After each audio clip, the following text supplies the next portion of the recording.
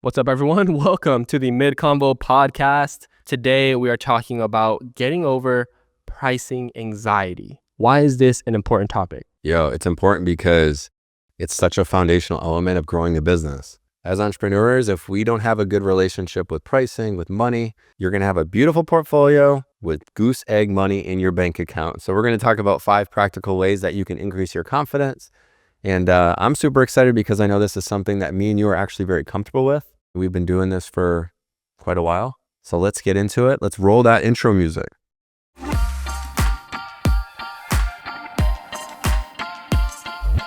In this episode, we've broken it down to try to make it as easily digestible as possible because the topic of money in general and pricing can be very uncomfortable. So we're going to equip you in this episode some tools that you can take away. So if you have your pens out, take some notes, or maybe just bookmark certain sections to look back on, because you're going to want to listen to this episode multiple times if you want to get these things down, drilled into your brain. But we're going over 5 P's to get over pricing anxiety.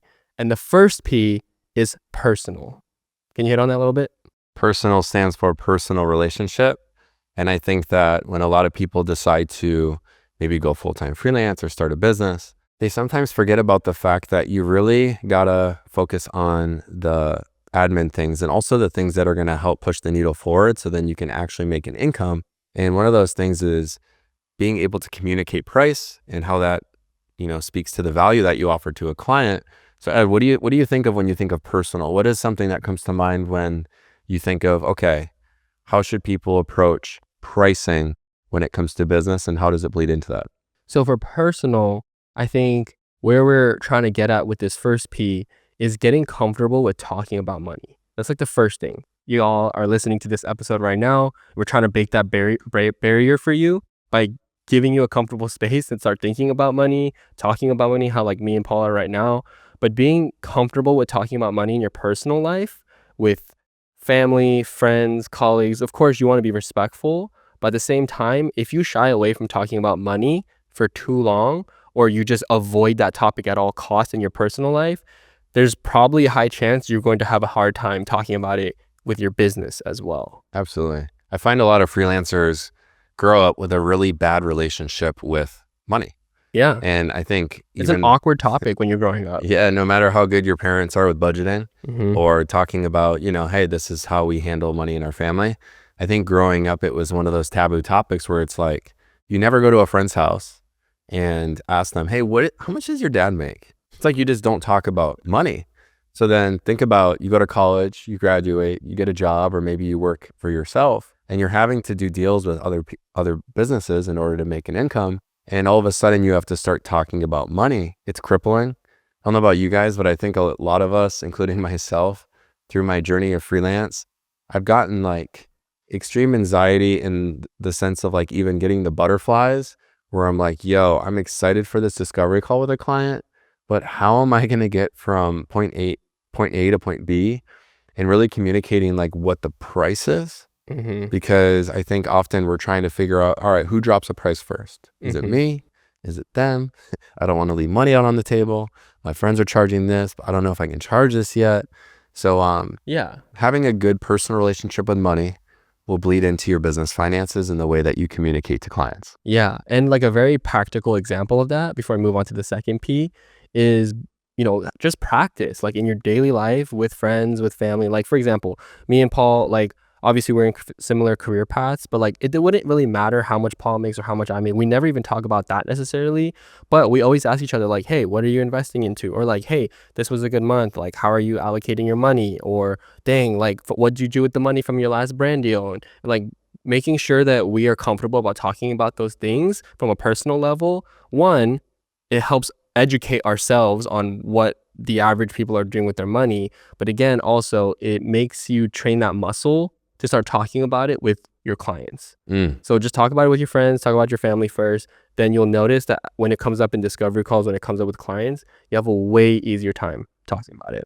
If you're in a spot right now where you feel like just the idea of pricing absolutely crushes you to even think about when growing a creative business, my recommendation is just break up with your relationship with what pricing and money have looked like in the past and start developing and building that new relationship. It's no different than like I'm going to be honest, like a girlfriend in high school that you break up with. It's like, hey, sometimes it's healthy to move on in order to start building something that looks a little bit more refreshing, and also healthy things grow. So let's move on to number 2. The second P on 5 things to get over your pricing anxiety is perspective.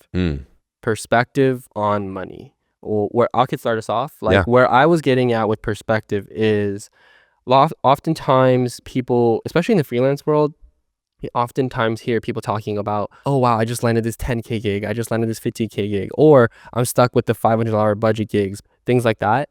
But money is really just a tool. And this is actually just more of like a wealth mindset, I would say. Like once you understand that money is just a tool, it's a means to an end. It's not a way to afford a luxury lifestyle. It's not a way to flex on other people. It's really just a tool to get you to your destination faster. And what I mean by that is like sometimes you'll often like perspective when you get a gig, let's say it's a $10,000 gig or a $5,000 gig. Perspective is thinking, oh my gosh, I'm going to use that to now go put a down payment on a car. I'm going to use that money now, like, oh my goodness, like 15,000, like that's half of my car payment, you know? You're immediately correlating a certain money amount to personal things in your life that cost that amount. Absolutely. But you need to separate that.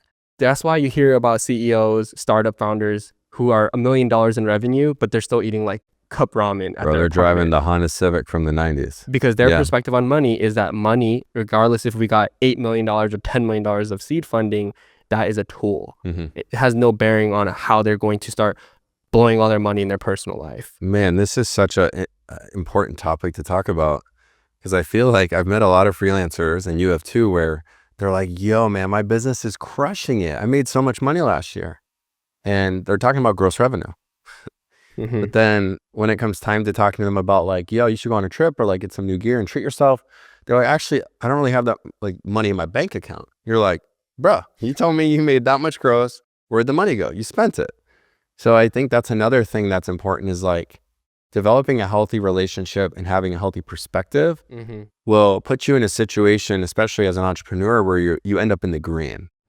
Because then you can start focusing on your business versus working in your business.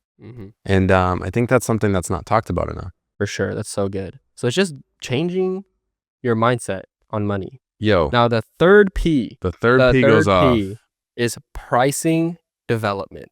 All right. I know you got some gems on this one. So drop us what you mean by pricing development when it comes to getting over the anxiety of talking about money. Well, today's price is different than yesterday's price. Okay, homie about to drop a bar. Bro, what if that was the only thing we said? We're like, yo, that's it. Pricing development is crucial, because there's freelancers you might be surrounded by, or just service providers, and you might think, oh, they're charging this, so I need to charge that. But hold up. You're maybe on chapter 3 of your story. They're on chapter 10. You got to develop in order to get to a point where you can increase your pricing over time. And I think a lot of people are nervous about increasing their price, especially going into the new year, because they're like, bro, I feel like I'm not charging enough. And I'm like, you ain't. But how do you plan to increase your pricing? Yeah. And if you don't have a plan, and also if you don't have a strong foundation in order to get there, you're either going to maybe lose that client, or you're going to run into a position where you just don't know how to communicate it. And I think pricing development's huge. And we've talked about this off the mic. Maybe touch on like how it's an incremental thing, and how your price is even different than mine, and it's okay. Yeah, there is like a systematic approach. It's a way to get tactical with increasing your rates and demanding more for your work. And so there's a few things. Like one of the things that we talked about off the mic is being able to have a ballpark range. You know, this is obviously a tactic that people use when they say, what's your cost for your services? Instead of being like, this is package 1, 2, 3. You could just maybe say, this is the range, and it's like, it's in between this ballpark. Let's say it's, 2 to 3K. I have no problem with sometimes giving fat ranges. I'll sometimes be like, yeah, the range is honestly 3 to 10. Yeah. Depending on the scope of the work. Like they want me to say a number first, so I give them a number, but it's a range. So that's one way to start slowly getting a read on your clients and how to up your rates. I like that. I think another way is to have a starting at rate. It's one of my favorite things to do. If you have packages A, B, and C on your website, most likely that has been influenced by shooting weddings and portrait sessions, which Or product, yeah, they're product. not bad. But if you're looking to work with brands or a different type of clientele, which the whole thing right now is how do we work with those 5-figure budgets? That's like a shiny number. And I think a huge part of that is make sure that when you have your starting at rate, that you're able to stick to your guns, because that's like your floor. And then from there, you're able to build and develop the price. So I love it, because if I ever hop on a discovery call with a client and I say, hey, my starting at rate is actually 2,500, and they don't flinch, I'm like, cool, now we can develop and figure out what the rate's going to be based on the scope, based on the deliverables, usage and licensing, and all the other things. For sure. In a certain way, I love packages because it makes pricing easy, but it boxes you in. And I think you want to have a little bit of flexibility when it comes to your pricing. And when it comes to development of your pricing, what Paul just said, having a minimum rate is so valuable. Like on one of the episodes, actually, I think it was the last one or a couple episodes ago, we had Matthew and Sina on. And I asked him this question too, where I was like, how do you deal with clients who won't say the number first, but you also are not sure how deep their pockets are? So one thing he said, kind of what we're talking about, is a minimum engagement rate. So you give them the minimum engagement rate, or your rate, your floor rate, like the rate that you basically will not take unless it's at least that. And then you say, this rate will increase. This is just the minimum. It will increase based on scope, based on usage, based on a lot of different factors. But if you want to get the conversation started, you want me to say the number first, here's a number, but it's the minimum engagement rate. That's when they can hopefully say what their budget is. But if they don't, now you just play that a la carte game and you keep adding on. It's like you walk into a store, you ask for a sandwich, and then you want a bunch of other stuff on it. It's going to charge, it's going to cost more. I think that's so good to call out. And there's a reason why a lot of these, bro, you brought up food. Let's go. There's a lot of restaurants out there that now do this custom build option. Yeah. And the reason why is because it increases cart value. Yep. And not to nerd out on that, but like if you tell a brand on your website that package A is like 1,000, 2 is 2,000, and package 3 is 3,000, and they come in and they're like, yeah, we're going to go with package 1, you're leaving money out on the table. For sure. Because what if they want a customized option? But that kind of brings us to point number 4. And I think it's significant because, you can develop a price, and that will definitely help you figure out a way to overcome some anxiety. But man, portfolio, like, so important. I feel like there are some practical things within portfolio that we can share that will really help increase confidence going into discovery calls, showing up online, increasing rate, maybe after a contract's up, or for me, like whenever retainers are over, I'm like, yo, I might figure out a way to increase the price. So you want to touch on portfolio quick? Yeah, I know that you're super big on just showcasing your work online and on your website. So I think you definitely got to dive into that a bit. One thing I want to say regarding portfolio is the reason why you feel anxious about pricing your work at a high rate is because you feel like you're faking it. When you feel like you're faking it, you get anxious because you're worried, like, wow, okay, this is a big number. It makes you uncomfortable. And you immediately think that it's going to make your client uncomfortable because you're just in a territory that you're not familiar with. And it's almost like we were lifting at the gym, and you said this was so good. Like if you're charging $500 for client work and you're trying to shoot for a 10K project, that's going to make you uncomfortable. You know what I mean? And so I think we'll have actually an episode coming up on that, which we'll hit on more. But I think when it comes to the portfolio, you need to feel confident that you can pull off a $10,000 project if you're trying to land a $10,000 project. And we keep referring to 10K as a number, but I'm talking about this is for any range. Right? It could be a 2K budget, 5K budget, 10K, 20K, whatever. But you need to feel confident being able to pull off what you're trying to charge and then have a portfolio to back it up. Come on. Because if you don't, then you're kind of just like taking a shot in the dark and hoping they throw you a bone and like randomly just say, oh, okay, like we'll bite on your high budget. Like there's a process to it. I mean, this isn't the first time we talked about portfolio. We've talked about how your portfolio should reflect the type of work that you want to attract. So is it going to take a lot of time to build that? 100%. There's a big barrier to entry because people aren't willing to spend the time in building that portfolio. Facts. But now I want to say, not only have the work on your portfolio that you want to attract, but have the type of work that reflects the type of budgets that you want to attract. And I think that's been like a game changer is me and you love presenting case studies. And I know there's many different ways to lay out your website. You can have one big gallery with a bunch of content, just like an endless scroll, maybe a photo or two from like 30 different shoots. You can do case studies, which is my favorite, because if a brand's like, yo, we like how you gave us the price range, we're thinking like $4,000. I can be like, yo, there's actually a case study on my website around a brand that actually worked with on that budget. Here's the whole scope of the project. And then the third option, I think, for portfolio is just having like a landing page that, someone might utilize in order to run ads to, which is totally fine. But I think me and you do a good job at the case studies. Do you want to touch on how that can be leveraged when kind of reducing that pricing anxiety?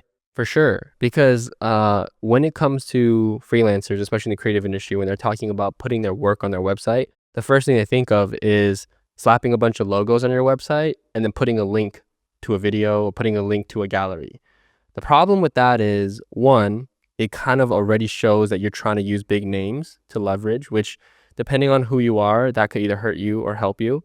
The second thing is there's no context. Like when I see, especially for videographers, when you put on a bunch of videos with links on your work tab of your website and there's no context, no description, it's literally just like a collection of video links. There's no context into what your role was in that project. Like, dude, you could have been the gaffer on set and you're just putting a link for a project that you were involved in. So I think it's important. What we like to do is, let's say you have a killer project and you know how those assets were used. Like the brand used it on social, maybe they had it as a website banner for a little bit, maybe they were in Target or something and they used the asset. Like take an iPhone photo, take screenshots of how it was used and put that alongside your work on a page and then say what your role was on that project. So now when you send that link to a potential client, they're like, oh shoot, like not only did he shoot the project, but the brand used that deliverable and use it in a large way. And that is a tactical way to increase your budget and show them that you want to increase your budget. Dialed portfolio increases confidence in talking about money and pricing. That's huge. If you go on a discovery call and your portfolio is under construction, you better push that discovery call like maybe a week out and get your portfolio dialed in. I would rather have 5 really, really good case studies on my website than 20 like links to just videos that I've done. It's better. It's more valuable to have the case studies because it's like the agency model. When you go to like an agency and they're like, hey, we can help you 10x your business, right? The first thing you're going to ask is, all right, show me who you've done that for. Wow. And I don't know why, for some reason, when it comes to videographers, photographers, and creatives, like they feel like that doesn't apply to them. They feel like they could just show the work. But we operate like an agency, like we're multifaceted. So you got to show them the case studies. And that kind of bleeds into why portfolio of this, like the 5 Ps is so important. Come on. All right. What's the last? The final P in getting over pricing anxiety is peers. Man, that's such a cool word. Peers. Man, I love my peers.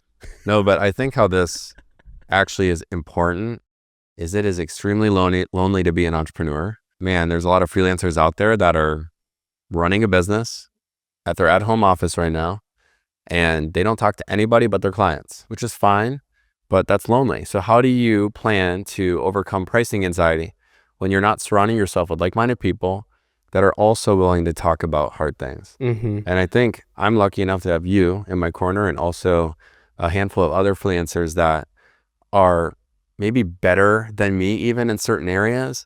But at the end of the day, we're able to go back and forth and say, hey, yo, I'm about to price this out like this. What are your thoughts? And we're able to give feedback.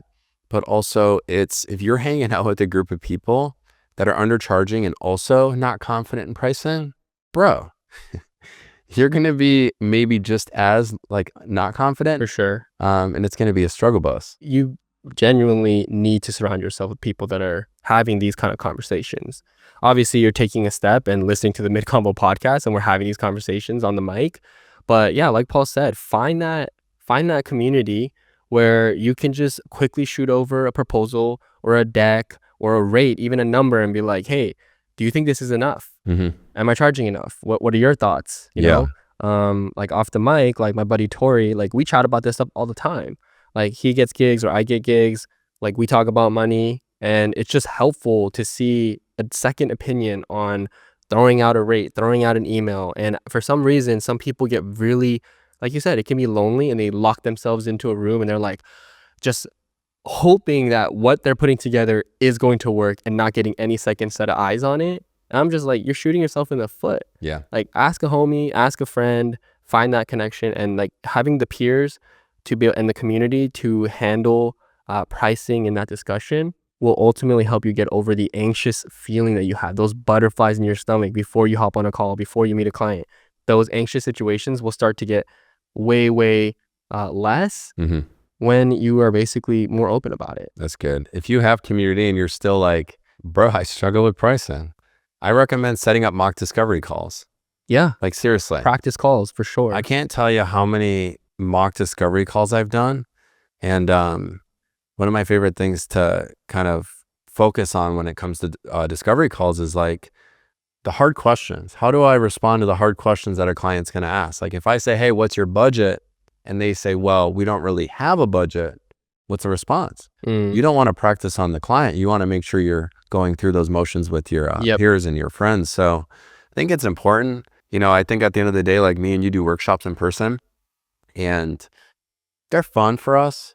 But at the end of the day, I think my heart is that if we can help freelancers get in community and talk about hard things, it's going to help people make a living doing what they love. And that's a game changer because there's enough work to go around. I don't think it's about competition. But I think that's why five is so valuable. The fifth P is so valuable is because you need to be in community.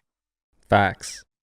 So to recap, 5 Ps we went over in this episode: personal, perspective, pricing, portfolio, and peers. Those are the 5 Ps you have to keep in mind if talking about money is scary for you. Let's go. And at the end of the day, it's all a journey. I mean, if you're in like maybe year 1 or 2 of your freelance journey, guess what? It's supposed to be hard. And also hard things are going to make you grow even more. And I think if you're uncomfortable and if you have anxiety, apply these things. Don't just listen to this episode and be like, yo, that sounds so good, man. I'm about to think about these things today. No, apply it. Get in community. Figure out how to develop your price before you even go into a discovery call. Get your portfolio dialed a little bit. Maybe it's like Ed was talking, the budget range, or maybe it's having a starting at price. And then also, I think just going into that call with a little bit more excitement too is going to help you stand out and have an easier conversation around pricing. Could not agree more. Hopefully y'all found some value in this episode. This episode is actually a part of our Toronto trip. It's a series for this season. So if you want to hear us talk about more topics on pricing and pricing development and overall just money talk, we're going to be hitting this season. You just got to keep listening. Yeah, exactly. So thank you so much for listening. If you're on Spotify, hit that 5-star. If you're on Apple Podcasts, leave us a review. And if you're a real one and you're watching the video on YouTube, hit that sub. Thank you guys. We'll talk soon. Peace.